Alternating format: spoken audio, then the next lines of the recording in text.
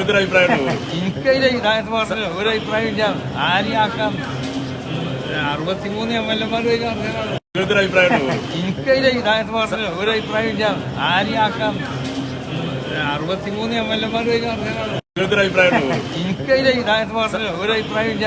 ആരെയാക്കാം 63 MLA-മാർ 63 MLA-മാരും എന്ന് പറഞ്ഞാൽ ഒന്നാം കക്ഷി എന്നുള്ള രീതിയിൽ മുഖ്യമന്ത്രി സ്ഥാനം കോൺഗ്രസിനുള്ളതാ. ആ കോൺഗ്രസിന് മുഖ്യമന്ത്രി സ്ഥാനം ഉണ്ടാകുമ്പോൾ കോൺഗ്രസിന്റെ സ്ഥാനാർത്ഥികളായി മത്സരിച്ച് വിജയിച്ചിട്ടുള്ള 63 ആളുകളും അതിന് യോഗ്യരാണ് എന്നുള്ളതാണ് അഭിപ്രായം. എന്ന് പറഞ്ഞാൽ ഇതാണ് നിലപാട്. പറയേണ്ടിടത്ത് പറയാൻ പഠിക്കണം, പറയാൻ പാടില്ലാത്തടത്ത് വാ തുറക്കാതെ പറയാതിരിക്കാനും പഠിക്കണം. അതാണ് നിലപാട്. ചില ആളുകൾക്കൊക്കെ കണ്ട് പഠിക്കാം. ചില എട്ടുകാലി മമ്മുഞ്ഞിമാരില്ലേ,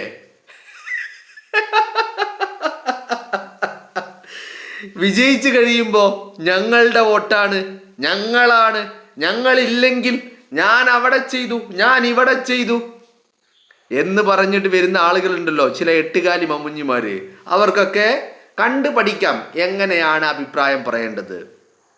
നമ്മൾ അഭിപ്രായം പറയേണ്ടിടത്ത് അഭിപ്രായം പറയണം, അല്ലാത്തിടത്ത് അഭിപ്രായം പറയരുത്.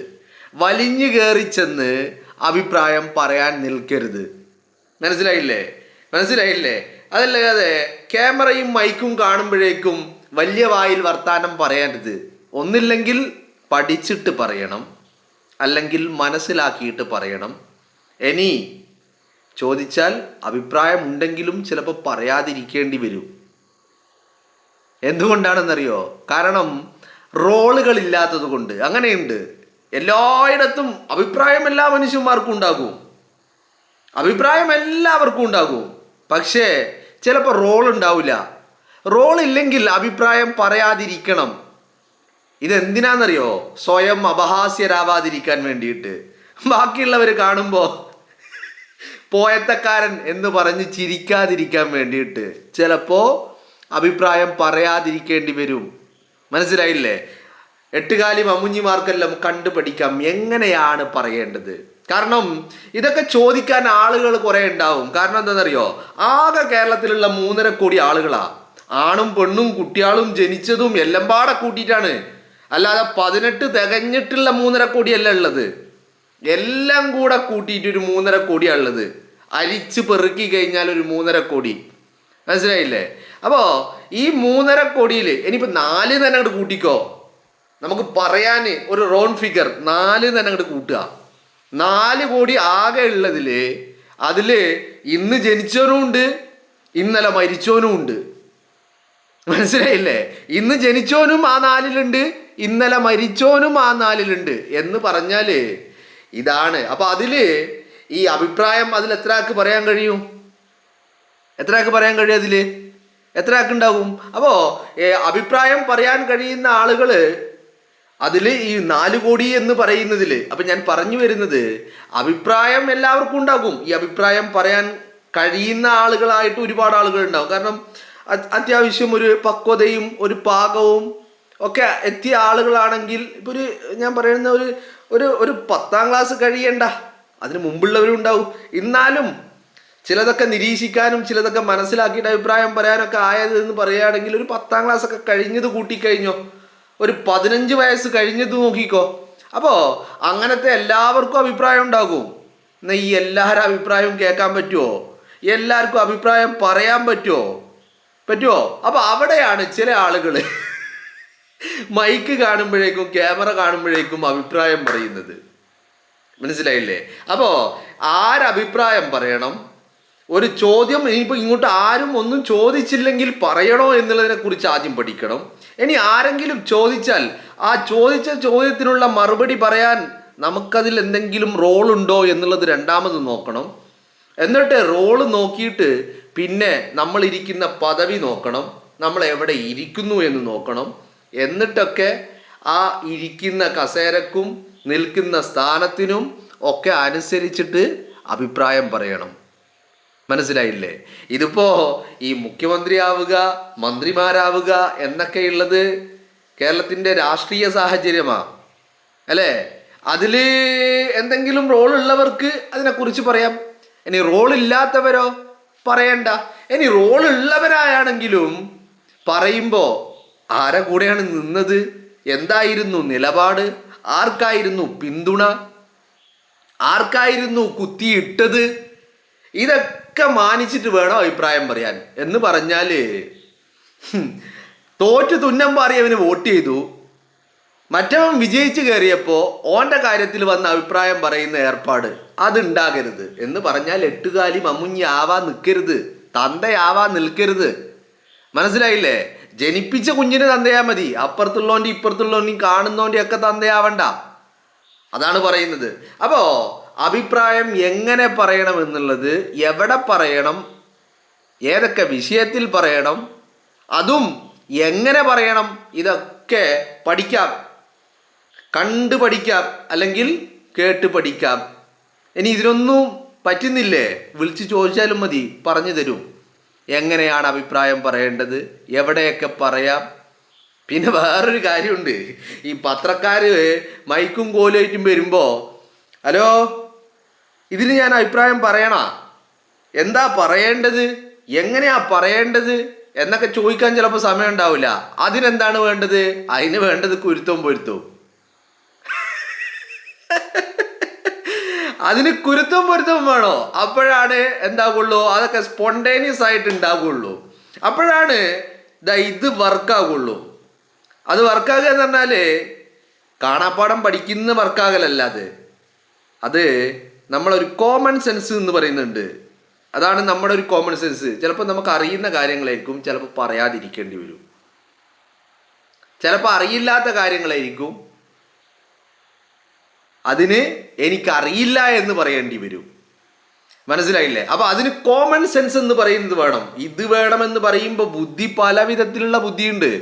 ഈ ബുദ്ധി ഉണ്ടായത് കൊണ്ട് മാത്രം കാര്യമില്ല, കോമൺ സെൻസ് എന്ന് പറയുന്ന ഒരു സാധനം വേണം. അത് സ്പോണ്ടേനിയസ് ആയിട്ട് ഉണ്ടാവേണ്ടതാ. അതൊരു ചോദ്യം കിട്ടിയിട്ട് ഇത് മറ്റേ പരീക്ഷയ്ക്ക് ഉത്തരം ചെയ്യുന്നല്ല, ആലോചിച്ചിട്ട് എഴുതാൻ. മൈക്കും ക്യാമറയായിട്ട് വരുമ്പോൾ ചോദിക്കുമ്പോൾ ഉടനടി മറുപടി പറയേണ്ടി വരും. അതിന് സ്പോണ്ടേനിയസ് ആയിട്ടുള്ള കോമൺ സെൻസ് വേണം. അതില്ലെങ്കിൽ പിന്നെ പറഞ്ഞിട്ട് കാര്യമില്ല. അപ്പം ഞാൻ പറഞ്ഞു വന്നത്, അഭിപ്രായം പറയുന്ന ചില ആളുകളുണ്ടല്ലോ, ഇതിനൊക്കെ പല ഘട്ടത്തിൽ വോട്ടെടുപ്പിന് മുമ്പ് ചോദിച്ച് ആർക്കാ പിന്തുണ, അത് ഞങ്ങൾ പറയൂല. വോട്ടെടുപ്പ് കഴിഞ്ഞപ്പോൾ ചോദിച്ച് ആർക്കാ പിന്തുണ, അത് അന്ന് ചോദിച്ചെങ്കിൽ പറയായിരുന്നു എന്ന് പോളിങ്ങിന് മുമ്പ് ചോദിച്ചാൽ ഞങ്ങൾ പറയുമായിരുന്നു. അന്ന് ആരും ചോദിച്ചില്ലല്ലോ, അന്ന് ചോദിച്ചപ്പോൾ പറഞ്ഞ് ഞങ്ങൾ പറയൂല എന്ന്. അപ്പം അതൊക്കെ കഴിഞ്ഞ് റിസൾട്ട് എണ്ണിക്കഴിഞ്ഞപ്പോൾ ചോദിച്ച് എന്താ അവസ്ഥ, അത് അയാളായാൽ മതി. ഏതായാള് ഈ കൂട്ടര് കുത്തിയ ആൾക്കാർ തോറ്റു തുന്നം മാറിയിട്ട് നിൽക്കുക. അപ്പൊ പറയാ ജയിച്ചോലെ കൂട്ടത്തിൽ മത്സരിക്കാത്ത ഒരുത്തനുണ്ട്, ഓനായാൽ മതി എന്ന്. അപ്പൊ എന്തിനാ അതെന്തിനാ? അപ്പൊ അങ്ങനെ ഈ എട്ടുകാലി മമ്മുഞ്ഞി ആകുന്നവർക്കൊക്കെ പഠിക്കാനുണ്ട്. ആരുടെ അടുത്ത് നിന്ന്? സയ്യിദുൽ ഉലമയുടെ അടുത്ത് നിന്ന്, ബഹുമാനപ്പെട്ട ജിഫ്രി തങ്ങളുടെ അടുത്ത് നിന്ന്. ജിഫ്രി തങ്ങൾക്ക് ഇത് പറയാൻ അറിയാഞ്ഞിട്ടാണോ? അല്ലെങ്കിൽ ജിഫ്രി തങ്ങൾക്ക് ഇതിനെക്കുറിച്ച് ബോധമില്ലാഞ്ഞിട്ടാണോ? ബോധം എന്ന് പറഞ്ഞാൽ രാഷ്ട്രീയ ബോധമില്ലാഞ്ഞിട്ടാണോ? അല്ല. പറയാൻ അറിഞ്ഞിട്ടാണോ? അല്ല. പിന്നെ എന്തുകൊണ്ടാ പറയാത്തത്? പറയുന്നുണ്ട്, അഭിപ്രായം പറയുന്നുണ്ട്. എന്താ അഭിപ്രായം? വിജയിച്ച് കയറിയ 63 ആളുണ്ട്, ആർക്കും ആവാം. യെസ്, വളരെ കൃത്യമായ ആൻസർ. എന്തുകൊണ്ടായത്? എന്തുകൊണ്ടാ പക്ഷം പിടിക്കാത്തത്? എന്തുകൊണ്ടാ ഒരാളുടെ പേര് പറയാത്തത്? അറിയോ നിങ്ങൾക്ക്? അതാണ് നിലപാടെന്ന് പറയുന്നത്. ഏത് നിലപാടെന്നറിയോ? കാരണം നമ്മൾ സ്വയം അപഹാസ്യരാവാതിരിക്കാൻ വേണ്ടിയുള്ള നിലപാടാണത്. മനസ്സിലായില്ലേ? പിന്നെ സയ്യിദുൽ ഉലമയുടെ റോള് അങ്ങനത്തെ ഒരു റോളായതുകൊണ്ടും ബഹുമാനപ്പെട്ട സമസ്ത കേരള ജമിയത്തുൽ ഉലമ എന്ന് പറയുന്ന പണ്ഡിതന്മാരുടെ, ആലിമീങ്ങളുടെ, അള്ളാഹുവിൻ്റെ ഔലിയാക്കളുടെ പ്രസ്ഥാനത്തെ നയിക്കുന്ന മഹാനായ വ്യക്തിത്വമായതുകൊണ്ട് തനിക്കതിൽ റോളില്ല എന്നുള്ള ബോധ്യം, തിരിച്ചറിവ്, കോമൺ സെൻസ്. മനസ്സിലായില്ലേ? അതാണത്. ഇൽമൻ വഹിൽമൻ എന്നല്ല പറഞ്ഞത്. എന്താണത് രണ്ടും? എന്താണ് രണ്ടും തമ്മിലുള്ള വ്യത്യാസം?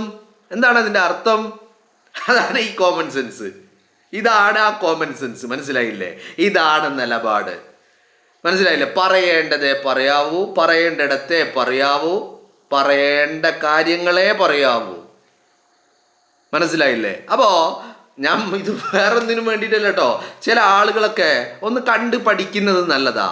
എന്ത് പറയണം, എങ്ങനെ പറയണം, അതോ എട്ടുകാലി മമ്മുഞ്ഞി ആകാവോ എന്നൊക്കെയുള്ളത് ഒന്ന്. ഇപ്പം നിങ്ങളൊന്ന് നോക്കി നോക്കൂ. കഴിഞ്ഞ ദിവസം ഒരു വ്യക്തിയോട് ചോദിച്ചപ്പോൾ അയാളൊരു മറുപടി പറഞ്ഞു. അപ്പം മറുപടി പറഞ്ഞപ്പോൾ പത്രക്കാരി വേറൊരു വാർത്ത കൊടുത്തു എന്നാണ് പറയപ്പെടുന്നത്. അപ്പോൾ കുറേ ആൾക്കാർ പറഞ്ഞു അങ്ങനെ പറഞ്ഞിട്ടില്ല, ഇങ്ങനെയാണ് പറഞ്ഞത്, അത് അങ്ങനെയായിരുന്നു പറഞ്ഞത്.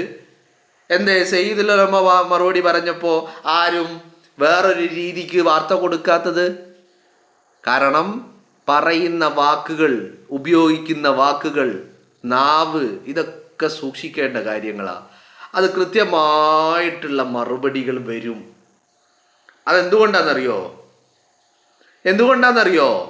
അത് ബഹുമാനപ്പെട്ട ശൈഖുന ശംസുൽ ഉലമയുടെ ചെറുവിരലിൻ്റെ ആ സഹായം ഇന്നും ബഹുമാനപ്പെട്ട സയ്യിദുൽ ഉലമക്ക് ലഭിച്ചുകൊണ്ടിരിക്കുന്നു എന്നുള്ളതാ. മനസ്സിലായില്ലേ? ആരാണ് ശംസുൽ ഉലമ എന്ന് ഞാൻ പറഞ്ഞു വെക്കേണ്ട കാര്യമില്ല. കാരണം അതൊക്കെ പറയാൻ പോയി കഴിഞ്ഞാൽ ചിലപ്പോൾ നമ്മൾ ഒരു ദിവസം തന്നെ ഇരുന്നങ്ങോട്ട് പറഞ്ഞാലും ചിലപ്പോൾ തീരൂല. പിന്നെ എന്നെക്കാൾ കൂടുതൽ നിങ്ങൾക്കറിയുന്ന ആളുകളായിരിക്കും. അപ്പോൾ അതുകൊണ്ട് ഞാനത് നിങ്ങളോട് പറയേണ്ട കാര്യമില്ല. മനസ്സിലായില്ലേ? അപ്പോൾ ആ സഹായങ്ങളൊക്കെ ലഭിക്കണ എന്ത് വേണം? മശായിഖന്മാരുടെ പൊരുത്തൊക്കെ വേണം. ഓക്കെ അല്ലേ? അതാണ്. അപ്പോൾ ഇതൊക്കെ ഒന്ന് കണ്ടുപഠിക്കുക. ഇതൊക്കെ എഴുത്തിങ്ങനെ സേവ് ചെയ്ത് വെച്ചോ. കാരണം ഉപകാരപ്പെടും. ഇടക്കിടക്ക് ഇരുന്നൊന്ന് കേട്ടാൽ മതി. എന്നിട്ട് ഇങ്ങനെ ചിന്തിക്കുക. സംഭവം ആകെ 7 സെക്കൻഡാ ഉള്ളൂ. ഒരൊറ്റ സെൻറ്റൻസേ പറഞ്ഞിട്ടുള്ളൂ. പക്ഷേ ആ സെൻറ്റൻസിൽ എല്ലാം ഉണ്ട്. നിങ്ങളൊന്ന് ആലോചിച്ച് നോക്ക്. ഒരു ഇരുത്തം വന്ന ഒരു രാഷ്ട്രീയ നേതാവിൻ്റെ പക്വതയെ വെല്ലുന്ന പക്വത എവിടുന്നാ അത് കിട്ടിയേ? രാഷ്ട്രീയ പാർട്ടികൾ പ്രവർത്തിച്ചിട്ടാണോ? ജനങ്ങൾക്കിടയിൽ ഈ പറയുന്ന കക്ഷി രാഷ്ട്രീയമായിട്ടുള്ള പ്രവർത്തനങ്ങൾ നടത്തിയിട്ടാണോ ഇങ്ങനെ ഒരു ഇരുത്തം വന്ന രാഷ്ട്രീയക്കാരൻ്റെ പക്വത ലഭിച്ചത്? അല്ലല്ലോ. എന്താ പണി? കിതാബ് ഓതി കൊടുക്കുക, ഇൽമു പറഞ്ഞു കൊടുക്കുക. എന്നിട്ട് എങ്ങനെയാ ഇത്ര പക്വമായിട്ട് ഇരുത്തം വന്ന ഒരു നേതാവിനെ പോലെ സംസാരിക്കാൻ കഴിയുന്നത്? നേതാവാണ്, രാഷ്ട്രീയ നേതാവല്ലെന്നുള്ളൂ അല്ലേ? കക്ഷി രാഷ്ട്രീയ പാർട്ടികളുടെ നേതാവ് അല്ല എന്നേ ഉള്ളൂ. നേതാവാണ്, ആലിമാണ്, പണ്ഡിതനാണ്. അതിനേക്കാളൊക്കെ വലിയ ക്വാളിറ്റി എന്താണെന്നറിയോ നിങ്ങൾക്ക്? ഇങ്ങനെ ആ സയ്യിദുൽ ഉലമയെ ഇങ്ങനെ സ്ഫുടം ചെയ്തെടുത്തൊരു വ്യക്തിയുണ്ട്, ഒരു മഹാൻ. സയ്യിദുൽ ഉലമയെ സ്ഫുടം ചെയ്തെടുത്തൊരു മഹാനുണ്ട്. ആ മഹാന്റെ തർബീയത്തിൽ വളർന്ന വ്യക്തിയാണ്. അതാണ് വ്യത്യാസം. ആ മഹാനാ പറഞ്ഞത്, എൻ്റെ തങ്ങൾ ഇതൊക്കെ ഏറ്റെടുത്ത് നടത്തുന്ന ഒരു കാലം വരുന്നു പറയുന്നത്. മനസ്സിലായില്ലേ? അതാണ് ഇപ്പം നമ്മൾ കണ്ടുകൊണ്ടിരിക്കുന്നത്. അപ്പം ഞാൻ പറഞ്ഞു വരുന്നത് മറ്റൊന്നുമല്ല, നിലപാട് എങ്ങനെ പറയണം, എന്ത് പറയണം, എപ്പോ പറയണം, എല്ലാവർക്കും കണ്ടുപിടിക്കട്ടോ. മമ്മുഞ്ഞിമാർക്ക് മാത്രമല്ല, ആർക്ക് വേണമെങ്കിലും കണ്ടുപിടിക്കാം. അത് ഇപ്പം മാത്രമല്ല, കഴിഞ്ഞ കാലങ്ങളിലും നിലപാടുകൾ അത്രയും പറഞ്ഞത് ക്രിസ്റ്റൽ ക്ലിയർ ആയിരുന്നു എന്നുള്ളതാ. അതിൽ ഒരാൾക്കും വളച്ചൊടിക്കാനും ഉണ്ടാവില്ല, ഒരാൾക്കും തിരുത്താനും ഉണ്ടാവില്ല. എന്നാൽ ഈ പറഞ്ഞ നിലപാട് എന്തെങ്കിലും മാറ്റേണ്ടി വരുമോ? ഒരിക്കലും മാറ്റേണ്ടി വരൂല. എന്താ കാരണം എന്നുള്ളത് ഇരുന്ന് ചിന്തിച്ചാൽ മതി, അപ്പം കിട്ടും ആൻസർ.